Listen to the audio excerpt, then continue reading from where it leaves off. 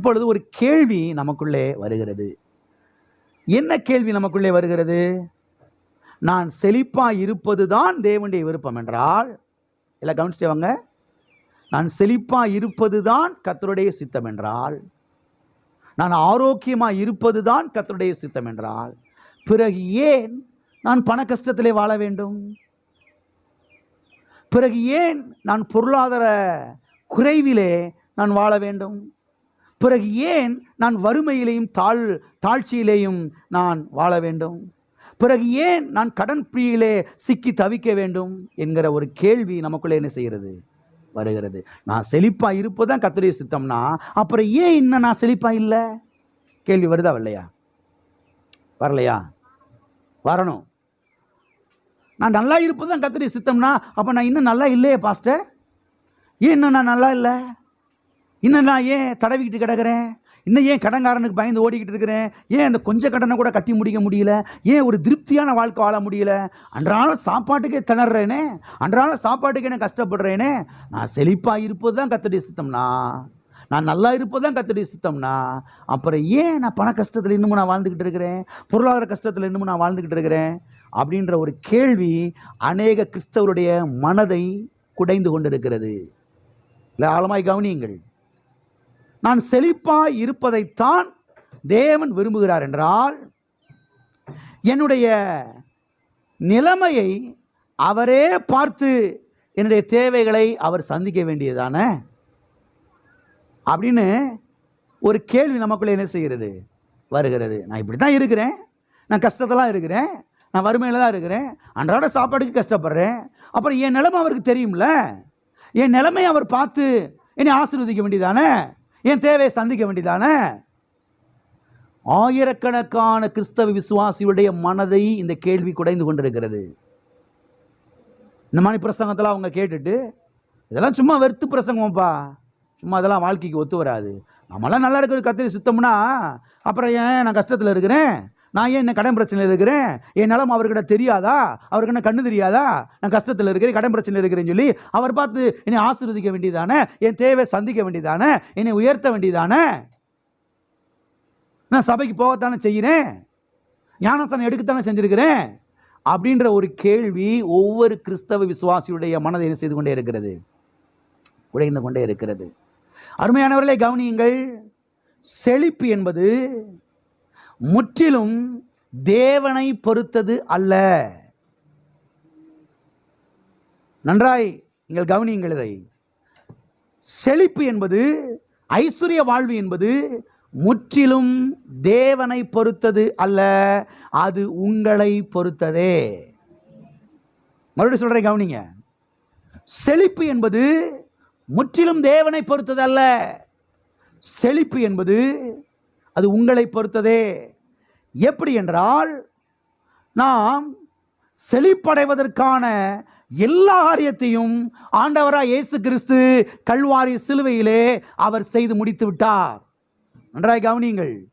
நம்ம நல்லா இருக்கிறதுக்கு, நம்ம சுகமாய் இருப்பதற்கு, நம்ம ஆரோக்கியமாக இருப்பதற்கு, நாம் வெற்றி வாழ்க்கை வாழ்வதற்கு எல்லாவற்றையும் ஆண்டவராய் இயேசு கிறிஸ்து கல்வாரி சிலுவையிலே செய்து விட்டார், செய்து முடித்து விட்டார். இப்பொழுது இதை சத்திய வேதத்திலே நாம் கண்டுபிடித்து, இதை விசுவாசித்து, இதை உரிமை பாராட்டி, இதை சுதந்தரிக்க வேண்டும். இதை சுதந்தரிப்பது நம்முடைய பொறுப்பு. அநேகர் இதை கவனிக்கிறதே கிடையாது. ஆண்டை விட்ட வழி, ஆண்டை பார்த்து ஆசீர்வதிச்சு ஆசீர்வதிக்கட்டும், ஆசீர்வதிக்கலாம் போட்டோம், இப்போ எனக்கான நஷ்டமா? வீட்டில் இப்படி பொறுமிக்கிட்டு இருக்கிறத நான் உங்களுக்கு என்ன செய்கிறேன், இப்போ படம் போட்டு காமிக்கிறேன். உண்மையா இல்லையா? உண்மை. நான் சர்ச்சுக்கு போகிறேன், ஞானஸ்தானம் எடுத்துருக்கிறேன், சில காரியங்களை செய்கிறேன், ஆனாலும் கஷ்டத்தெல்லாம் இருக்கிறேன். இதுக்கு மேலே நான் என்ன செய்கிறது? ஆண்டவர் பார்த்தா ஆசீர்வதிச்சு ஆசீர்வதிக்கட்டும், ஆசீர்வதிக்கலாம் போட்டோம், இப்போ எனக்கு நான் நட்டமாகி போச்சு. ஆயிரக்கணக்கான கிறிஸ்தவர்கள் வீட்டில் இப்படி தான் பேசுகிறாங்க. சர்ச்சுக்கு வந்தோடனே பயபக்தி ஆயிடுவாங்க, வீட்டுக்கு போய் இப்படி தான் பேசுவாங்க, எனக்கு தெரியும். எல்லாம் கவனிங்க, எல்லாம் கவனிங்கள். நீங்கள் செழிப்படைவதற்கு, நீங்கள் நல்லா இருப்பதற்கு, நீங்கள் சுகமாய் வாழ்வதற்கு எல்லாவற்றையும் கல்வாரி சிலுவையிலே கர்த்தர் ஆயத்தம் பண்ணி வைத்து விட்டார். இப்ப இதை நீங்க தான் கண்டுபிடிக்கணும். இப்போ இதை நீங்கள் தான் மனதில் கொண்டு வரணும். இதை மனதில் வச்சு யோசிக்கணும். இதை மனதில் வச்சு நீங்கள் தான் தியானிக்கணும். இதை வாயத்திறந்து நீங்கள் தான் பேசணும். இதோடு நீங்கள் படுத்து எந்திரிக்கணும். அதை விடக்கூடாது, சுதந்திரிக்கணும்.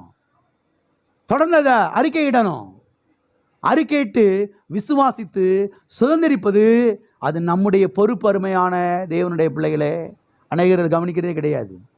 கர்த்தரா என்னைக்கு முகம் பார்க்குறாரோ பார்க்கட்டும், இல்லை முகத்தை அவர் அங்கிட்டே வச்சுக்கிறட்டும். எனக்குண்ணா கர்த்தர் உங்களை முகத்தை பார்த்துட்டார் கல்வாரி சிலுவையிலே. உங்களுக்கு தேவையான எல்லாவற்றையும் செய்து முடித்து விட்டார். ஆமென். தண்ணி எங்கே ஏற்கனவே டேங்க்ல ஆயத்தமாக இருக்குது. குழாயை திறக்க வேண்டிய வேலை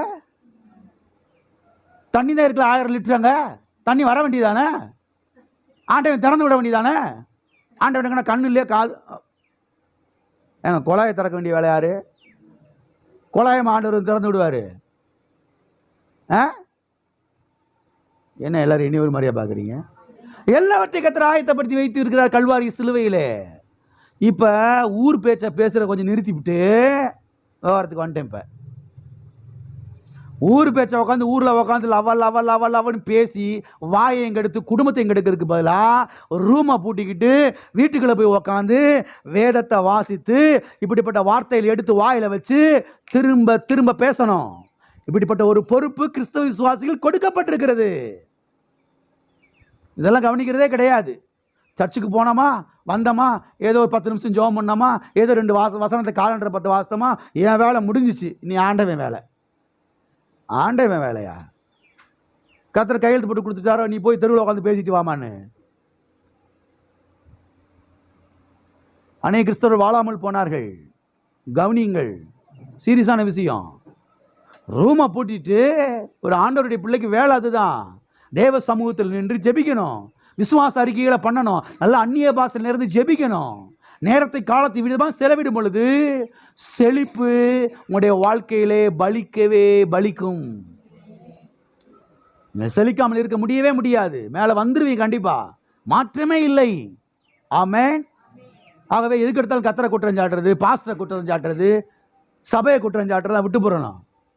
நம்ம பாஸ்டர் ஒழுங்கா ஜெபம் பண்ண மாட்டேங்கிறாரு போல, அதனால தெரிஞ்ச மாட்டேங்குது. ஒன்று சரி, பாஸ்டர் ஜெபம் பண்ணாமல் இருக்கட்டும், ஏன் நீ ஒழுங்கா ஜெபம் பண்ணிக்க வேண்டியதானே? நீ எங்க போன? ஊருக்கு கதை பேச போனியா? மக்கள் பாருங்க, எதுக்கு எடுத்தாலும் கர்த்தர், எதுக்கு எடுத்தாலும் பாஸ்டர், எதுக்கு எடுத்தாலும் சபை. நான் எங்க தவறு பண்ணேன்றதை கவனிக்கிறது கிடையவே. நான் எங்க மிஸ்டேக் பண்ணேன் கவனிக்கிறதே கிடையாது. அந்த இடத்துல கொஞ்சம் வாய் அடைக்க ஒழுங்க நின்று இருந்தா அவ்வளோ நல்லா இருந்திருக்கும். இப்போ எல்லாம் போச்சுல. எல்லாரும் என்ன இனி ஒரு மாதிரியா பார்க்குறீங்க? கவனிக்கிறதே கிடையாது, செய்ய வேண்டியதை செய்யறதே கிடையாது. எல்லா பள்ளியும் ஆண்டவர் மேலே தூக்கி போட்டுவிட்டு இன்னும் கொஞ்சம் நான் செய்ய ரவுண்ட் அடிக்க போகிறேன். சித்தி வீட்டில் போய் 10 வச்சுட்டு வர போகிறேன்.